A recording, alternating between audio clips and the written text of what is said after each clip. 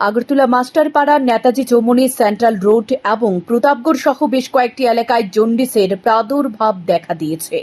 গত 2 সপ্তাহের অধিক সময় ধরে লক্ষ্য করা যাচ্ছে মানুষের মধ্যে জন্ডিস ছড়িয়ে পড়ছে। এ বিষয়ে একাধিকবার খবর প্রকাশিত হয়েছে। রবিবার সংশ্লিষ্ট এলাকাগুলো পরিদর্শন করেছেন পশ্চিম ত্রিপুরা জেলাশাসক ডক্টর বিশাল কুমার সহ প্রশাসনিক একটি প্রতিনিধি দল। তারা সংশ্লিষ্ট এলাকাগুলি পরিদর্শন করে স্থানীয়দের সঙ্গে কথা বলেন, তাদের শারীরিক অবস্থা খোঁজ খবর নেন। তারপর প্রতাপগড়ের গীতা ভবনে গিয়ে এক জরুরি বৈঠক করেন জেলা শাসক। বৈঠকে পূর্ত দপ্তর, ডিডব্লিউএস, স্বাস্থ্য দপ্তর এবং আগরতলা পুর নিগম সহ বিভিন্ন দপ্তরের আধিকারিক সহ স্থানীয়রা উপস্থিত ছিলেন। তারপর সংবাদ মাধ্যমের মুখোমুখি হয়ে পশ্চিম ত্রিপুরা জেলাশাসক ডক্টর বিশাল কুমার জানায়, গত কয়েকদিন ধরে সংশ্লিষ্ট এলাকাগুলির মধ্যে জন্ডিস আক্রান্তের সংখ্যা বেড়ে চলেছে। এখন পর্যন্ত প্রায় 50 থেকে 52 জনের মধ্যে জন্ডিসের ইঙ্গিত রয়েছে। এর মধ্যে কয়েকজনের জন্ডিস শনাক্ত হয়েছে। প্রাথমিক পর্যায়ে ধারণা ছিল খাবার জল থেকে এলাকায় জন্ডিস আক্রান্ত হচ্ছে মানুষ।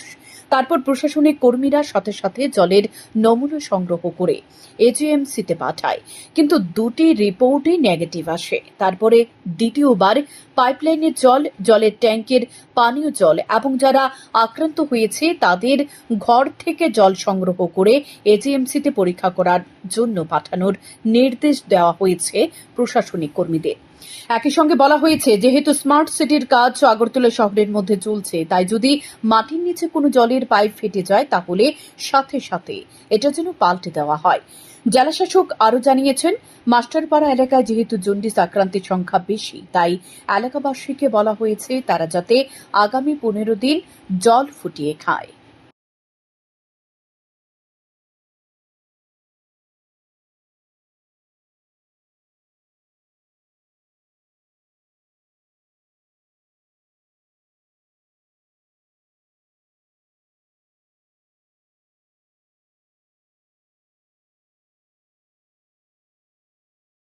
ये 22 तारीख से वार्ड नंबर 32 मास्टरपाड़ा के आसपास के जगहों में कुछ लोगों ने बुखार, पेशाब का रंग पीला होने की कंप्लेन दी और कई बच्चों को, खासकर जो यंग बच्चे हैं उनमें पीलिया के लक्षण देखे गए, हेपेटाइटिस के लक्षण देखे गए। तो आज हम सबने सभी departments, public representative, DWS department, CMO office, district office, municipal office और जो भी इस प्रशासन से रिलेटेड ऑफिस हैं उनके साथ हमने एक मीटिंग करी और इसमें पाया गया जो कंप्लेन है कि जो पीने का पानी जो घरों में पहुंचता है उसमें सफाई, मतलब उसमें गंदगी देखी जाती है।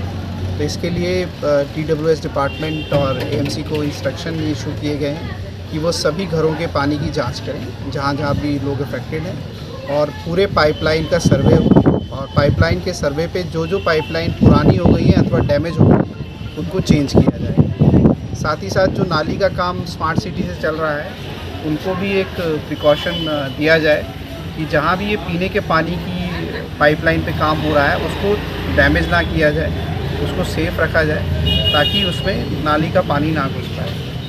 साथ ही साथ आम जनता को भी CMO ऑफिस से एक इंस्ट्रक्शन इशू हुआ है कि जो लोग भी मास्टरपाड़ा में रहते हैं वो उम्मीद नेक्स्ट 15 दिनों तक अगर पानी को गर्म करके या उबाल के ही पिए। और बाकी CMO ऑफिस से एक एक्टिव सर्वे हम लोग करा रहे हैं। जो लोग भी आइडेंटिफाई होते हैं उनके लिए पर्याप्त दवाइयाँ अवेलेबल हैं और AGMC से भी इसका इंस्पेक्शन किया जाएगा। और हम आश्वस्त करते हैं कि जो भी पानी से रिलेटेड, ड्रेन से रिलेटेड अथवा इलाज से रिलेटेड सुविधाएं हैं उनको मास्टरपाड़ा और आसपास के एरिया में और इंक्रीज़ किया जाएगा। अभी तक जो सिम्टम्स है, माने कि जो लक्षण वाले पेशेंट हैं वो लगभग 50-52 हैं और जो डायग्नोस्ड है, माने कि जिनका ब्लड सैंपल चेक हुआ है वो सरकारी तौर पे शायद 3 है और प्राइवेट से शायद 10-12 लोग। सर, अभी तक एपिडेमिक होने की कोई संभावना है क्या?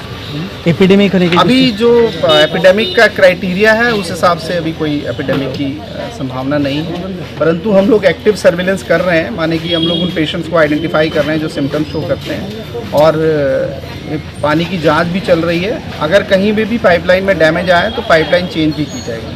একই সাথে জেলা শাসকের সাথে পরিদর্শনে থাকা পশ্চিম ত্রিপুরা জেলা স্বাস্থ্য আধিকারিক জানিয়েছেন গোটা পরিস্থিতির দিকে তিনি নজর রাখছেন।